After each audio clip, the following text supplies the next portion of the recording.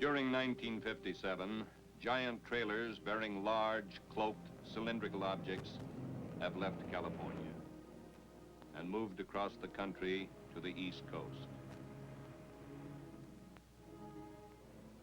Under the nylon security cover, being transported from factory to test area is Atlas, one of our intercontinental ballistic missiles. The people of America have been little aware of the significance of these movements. For most, as the trailers rolled over the bridges, past the farmlands and through the cities, for most people watching, this was just another tank or boiler or oil rig. Too many strange objects have passed over the highways of this country for people to wonder anymore. But during 1957, events occurred in other parts of the world that focused attention on these covered missiles. Russia announced in rapid order the test of the ICBM, the satellite Sputnik One, then Sputnik Two. Talk of missiles to the moon and beyond became commonplace. This awareness brought mixed reactions. Why don't they go all out on a crash program basis on these ICBMs? I don't know. We did it when we made the atomic bomb. We can produce all right. Trouble is, it takes us too long. Yeah, the time between developing something and getting it out in the field is ridiculous. Talk about a lost weekend. What happened to the 8 years between 45 and 53? Trouble is, we don't have enough push behind this missile program. I wonder if they ever really got one of those ICBMs off the ground down there in Florida. I don't know, but I hear the fission's good down there. We're probably so bound up in red tape we can't move. Right, we need to streamline, expedite. Right. You know, we better train some more scientists and engineers real soon or we'll be in trouble. I got a cousin knows a guy that works on missiles, says they're too complicated. The trouble is, the military want to run things their way. You know what Fred says? There must be something wrong in Denmark. Why run so many tests, he says? Out of all the talk, one idea predominated. Is there something wrong with our ICBM program? The major part of the story on the Air Force's ballistic missile program can be told. It is time for everyone to meet an ICBM, to understand our nation's approach to this important weapon. Here is the missile being raised on its test stand at the Missile Test Center at Cape Canaveral, Florida. This is Atlas, being prepared for flight test in 1957. But why 57? Why wasn't this being done in 56 or 55 or even 54? Why are we so late? To find out why, let us go back to the closing days of World War II. We all remember the vivid reports that Vengeance Weapon Number 2, a missile that hurtled out of the skies without warning, was being used on London and Antwerp. The V-2, for its day, was a remarkable missile. It opened the door, it seemed, to a new concept in warfare. In 1946, after hostilities had ceased, a number of V-2s were brought back to the United States for study and evaluation. At the White Sands Proving Grounds, tests were conducted to learn something of its construction and potential. The score on the V-2 added up to this. It was a short-range missile of approximately 200 miles. It carried a small payload of about 3,000 pounds of high explosive. Its guidance was crude, especially if applied to longer ranges. While of value to the Germans firing the short distance from France to England and Holland, such a weapon was of little value to us in the foreseeable future. We, on the other hand, needed a long-range, high payload device.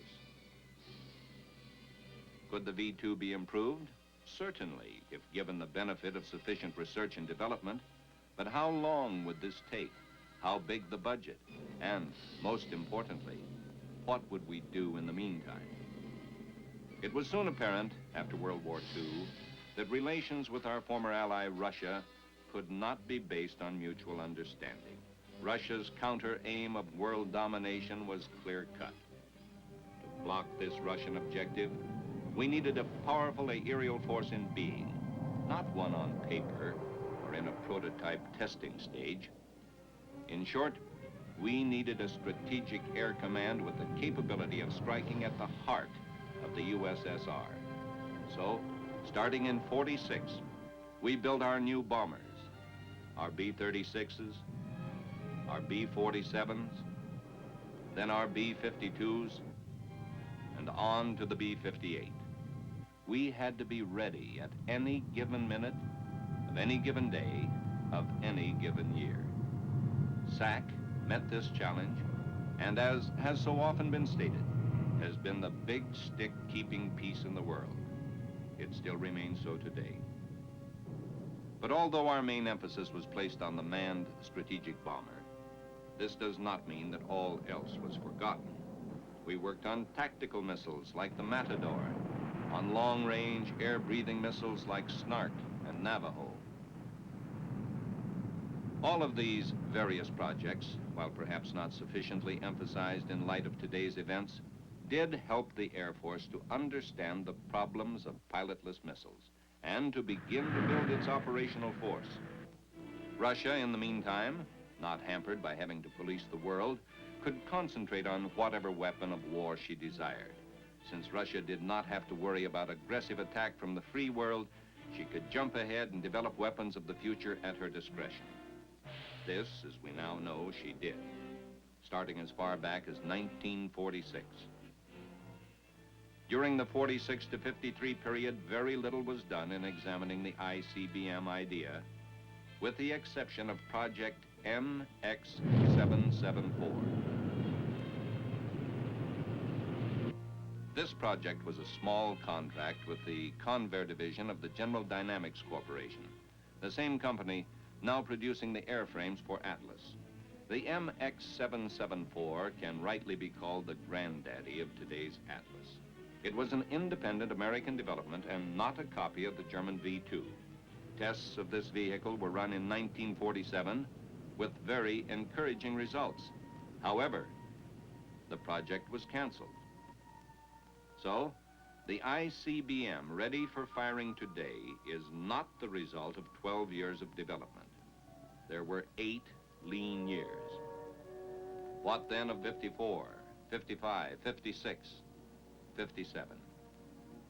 Has satisfactory progress been made once we did intensify the program? It is the considered opinion of most missile scientists that good progress has been made. Exceptionally good when one considers the complex effort it takes to produce something as strikingly new and different as an ICBM. A missile like Atlas looks simple and clean, just a hollow shell with fuel inside, is what many people think. Actually, this hollow shell contains some 300,000 precision components.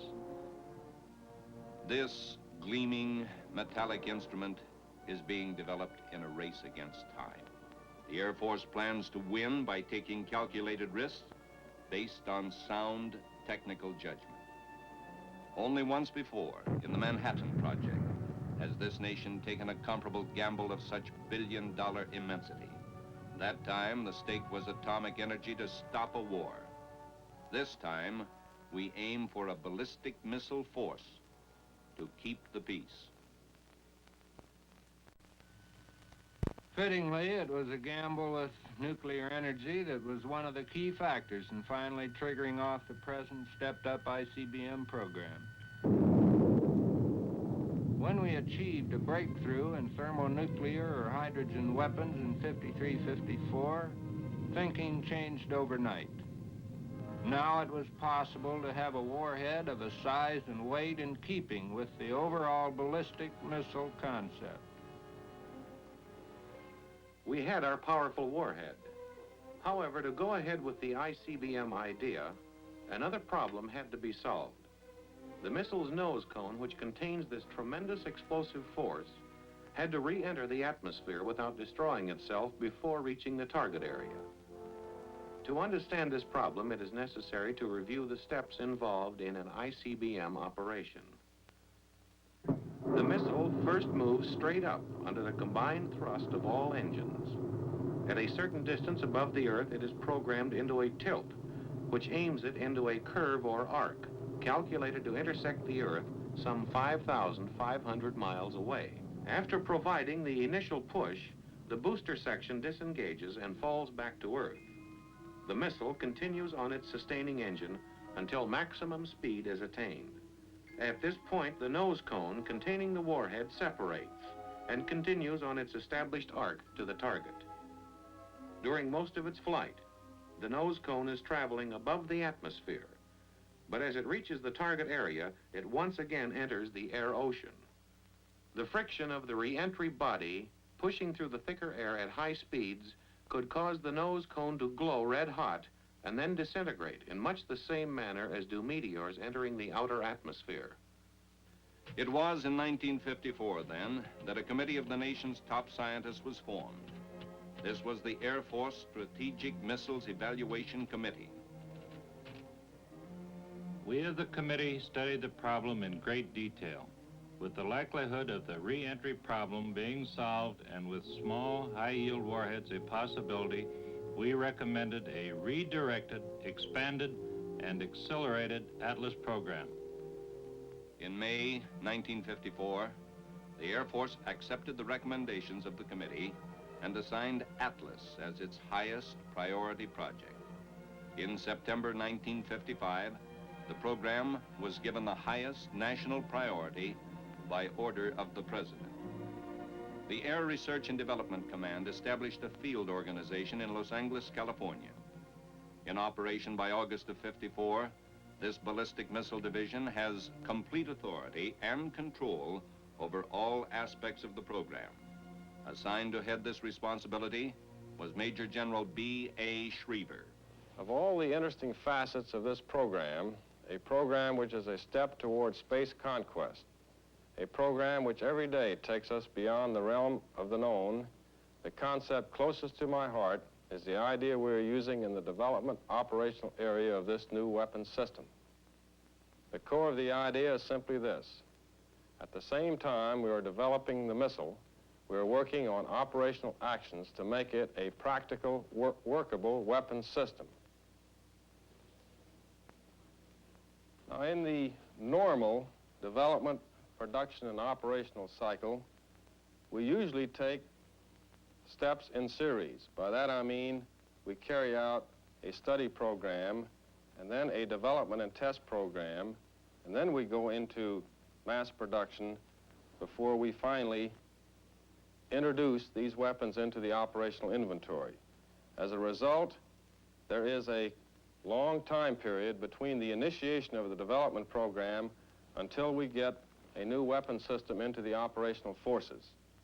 We have attempted in the ballistic missile program to greatly reduce this time period.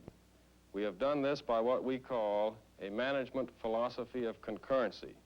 By this I mean that we at the same time are carrying out study, development, test, production, and operational actions. By this management concept of concurrency, we believe we can greatly compress the time from the initiation of our development program until we get our first units into the operational inventory. We all must remember that in ballistic missile development, we're in the Model T stage. We are today where we were 40 years ago in aircraft development. It's a very dynamic development period. There will be many changes in the years to come. In fact, there will be many changes in the months to come. Therefore, it is extremely difficult to provide you with a completely up-to-date report of progress in our ballistic missile program. The Atlas story today covers the period ending in 1957. Inside this division, centrally located, is a vital office, the Program Review Center. Here in this room, one can easily scan the impressive roll call of associate contractors mustered to win the fight for space supremacy. Remington Rand, General Electric, MIT, Avco, ARMA, Bell Telephone Labs, Burroughs, Martin, AC Sparkplug, Douglas, Convair, Lockheed, North American, American Machine and Foundry, Aerojet General, and these major contractors are using more than 200 subcontractors and thousands of suppliers. Contractors and Air Force and civilian research centers are not just names on strips of cardboard. They are assembly shops and laboratories and test stands, radars and computers. They are people, stone, steel, and concrete. Manufacturing plants and other facilities needed to produce a radically new thing like an ICBM mushroomed overnight. Since the ballistic missile program was accelerated in 1954, nearly $250 million have been made available for new test installations and plant expansion. For example, at Convair in San Diego, a vast plant area was cleared for pilot production of Atlas airframes. And within 1 year, cattle grazing land at nearby Sycamore Canyon was converted to a complex for captive testing of Atlas. At North American's Rocketdyne facility near Los Angeles, similar mushrooming expansion has taken place in the building of giant rocket engine test stands. Each of these are capable of withstanding 1 million pounds of thrust. At the Missile Test Center in Florida, Atlas is ready for a preliminary run-up of its engines.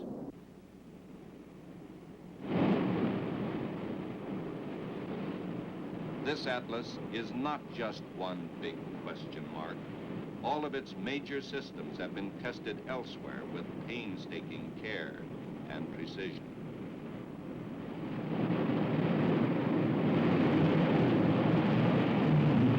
The Air Force, of course, has been in the testing business for some time. Aircraft are one of the prime examples of rapidly changing equipment. One thing about testing a new aircraft, however, you can continue to run flight test after flight test until it measures up to standards. Not so with an ICBM like Atlas. Once it's fired, flight tested, it's gone, and a new one takes its place on the stand. Germany's V2 project required some 2,000 full-scale flight tests during 1944-45 to produce about 6,000 operational missiles. Granted, this was a last desperate measure on the part of Germany to produce a superweapon. Still, 2,000 flight tests are not necessarily excessive in the development of a new missile. Since the ICBM is the most advanced, intricate, and complicated weapon system ever devised, the United States couldn't afford 2,000 full-scale operational test flights. With missiles like Atlas, a new brand of testing is indicated. Every component, every assembly, every sub-assembly, step by step, must be individually tested. As an example of this test philosophy, take the history of developing the propulsion engine. First, testing metals and shapes in indoor labs. Then, captive test of one engine. Then, tests of all engines held rigid. Next, reaction to a sustained run. Then, testing of engines mounted in the actual airframe in a captive test. Also, by the captive technique, using rocket sleds, guidance units and control systems are given strenuous tests on the ground to check on shock and vibration. So when it comes to a flight test of an ICBM, such a test is the end result of tens of thousands of prior tests of components, assemblies, and subsystems. This, then, is Atlas today, a thing compounded out of the new gadgetry of the ballistic missile age, a giant whose vital organs have been given a thorough physical, a robot capable of obeying instructions in an almost human manner. Yet for all of this, still a machine. A machine still not ready for Air Force use until every one of its mechanical quirks and patterns of behavior are well understood and proven reliable. A horse can be judged sound as $1, but there is still the question of whether he can do the mile and a quarter. The judges in America's race to perfect an ICBM hold forth in a mass of concrete called the blockhouse, only a few hundred yards from the launch pad. This is like a consultation room for men of medicine. Here, each man is a specialist in his own right. Here, diagnosticians still feel the pulse of the patient. This man and his instrument panel watches the fuel system. This man monitors pressurization. This man can tell if telemetry checks out. Here, TV cameras relentlessly study the bird to visually find flaws. Other men at periscopes scan the launch area as another check against failure. At a central panel, the test conductor receives reports from the monitoring stations, estimates the overall situation, and controls the firing button. The countdown for today's Atlas shoot is in progress. Minus 130. Gearing lock, thanks. Switching to internal DC power. Minus 125. Switching calibrating to lock condition. Minus 120. Status check. Command on internal. Affirmative. Telemetry and launch condition. Affirmative. Missile and internal DC. Affirmative. Pressurization complete. Affirmative.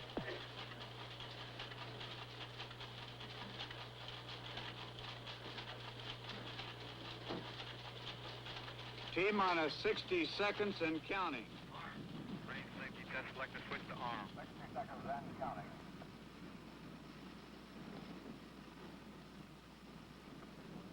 Minus 50 seconds. Minus 45. 45. Status check. Range safety arm light on. Right. Affirmative. Range ready. Ready. Water system ready. Affirmative. I have a prep complete light. Locks tanking secured. Box tanking secured.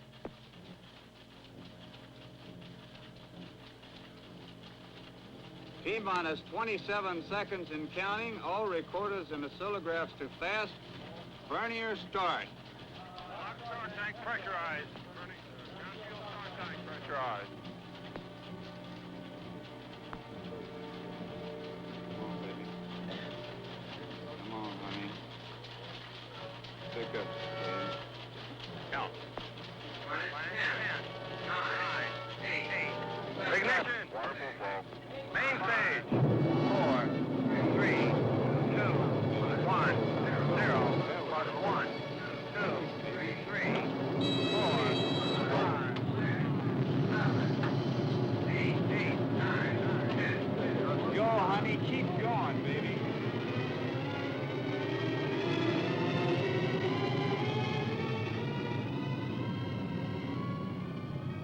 Atlas is on its way. During 1957, 3 such flight tests were conducted. The first firing in June, here shown, carried Atlas up several miles. At that point, the missile veered.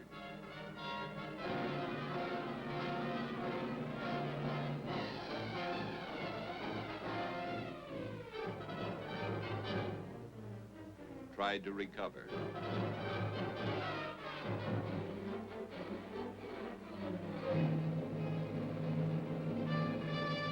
Then fell over and plunged toward Earth.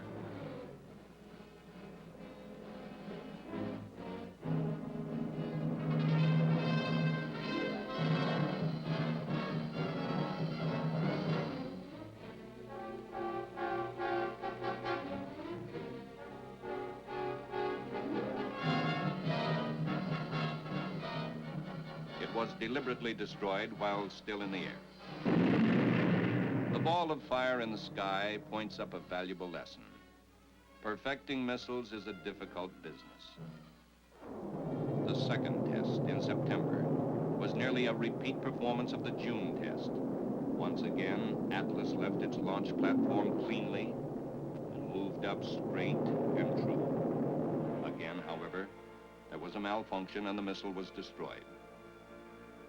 The burning gases, the mark of failure to the layman, are not necessarily the mark of failure to the scientist. He learns from failure as much as from success. In the June and September tests, 90% of the test objectives were accomplished. These tests enabled engineers to redesign Atlas for a third attempt. The last month of 57 now, and the third Atlas test. Once again, a countdown. The blast furnace roar of engines.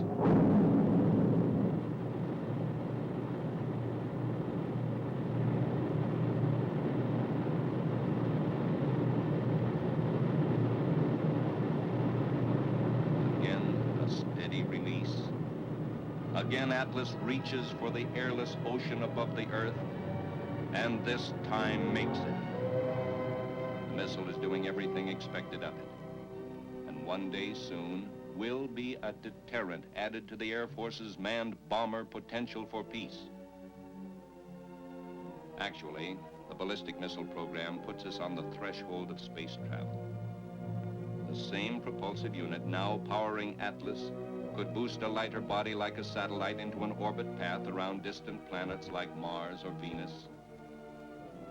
Yes, man is dreaming of horizons beyond the dimensions of Earth. What started as weapons of conflict can develop into vehicles to satisfy man's insatiable craving for an understanding of the universe in which he lives.